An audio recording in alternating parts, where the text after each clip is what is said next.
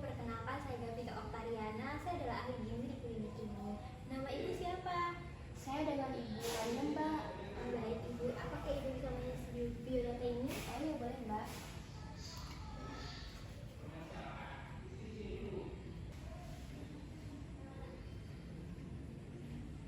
Ini, Mbak, saya sudah isi formulirnya.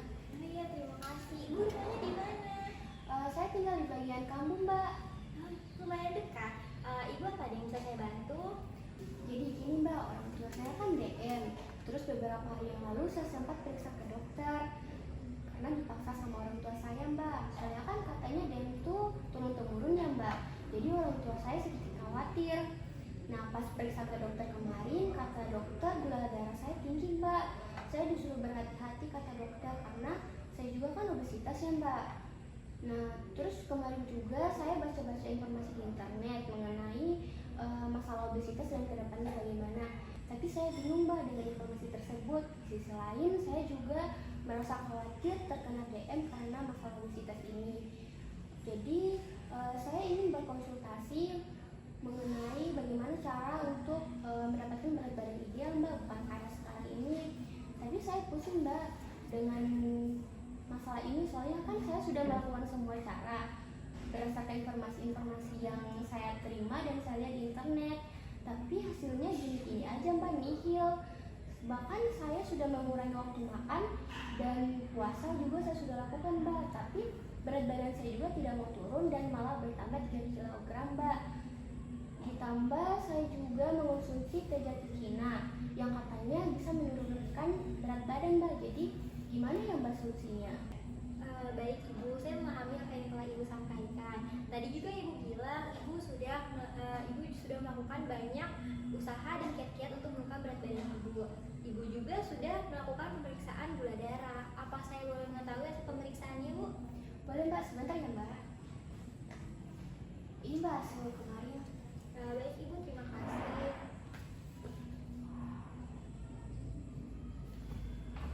Kalau begitu sekarang kita melakukan pengukuran tinggi badan, berat badan, dan lingkar pinggang dulu ya, Bu.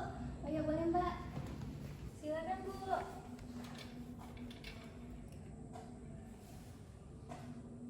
Ada yang sudah saya tulis, boleh untuk ukur tinggi badan.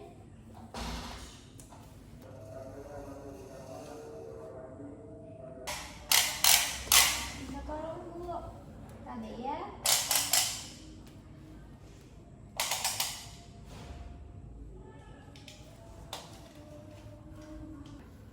Baik ibu, setelah melakukan pengukuran antropometri didapat hasil tinggi badan ibu itu 170 cm, berat badannya 89 kg, dan untuk lingkar pinggangnya 125 cm.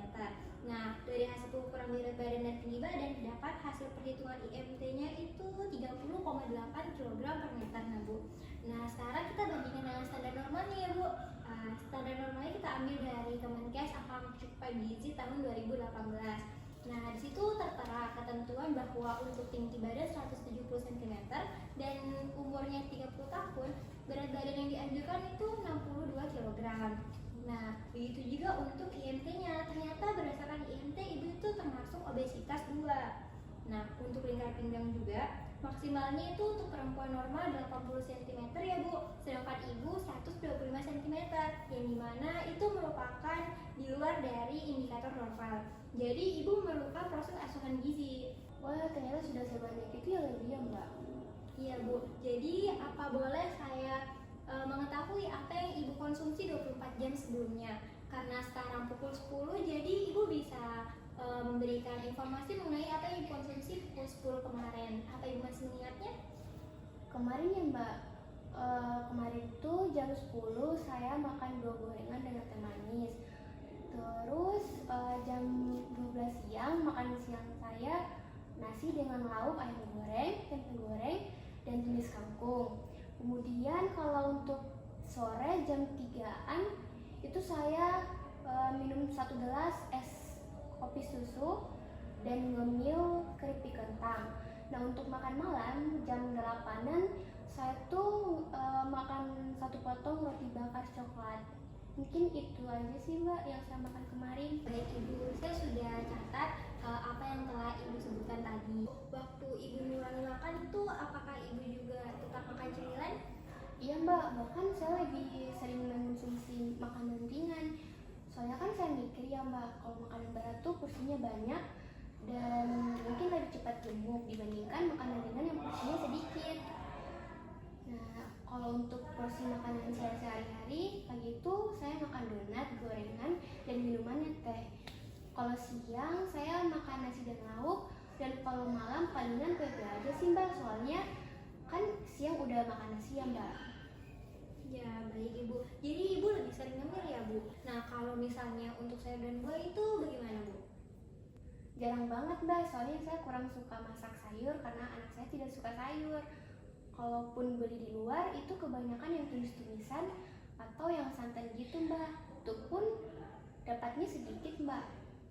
Oh, baik Ibu. Tadi Ibu juga bilang kalau Ibu itu mulai waktu makan dan puasa. Kalau untuk puasa, menu buka puasanya itu apa, Bu?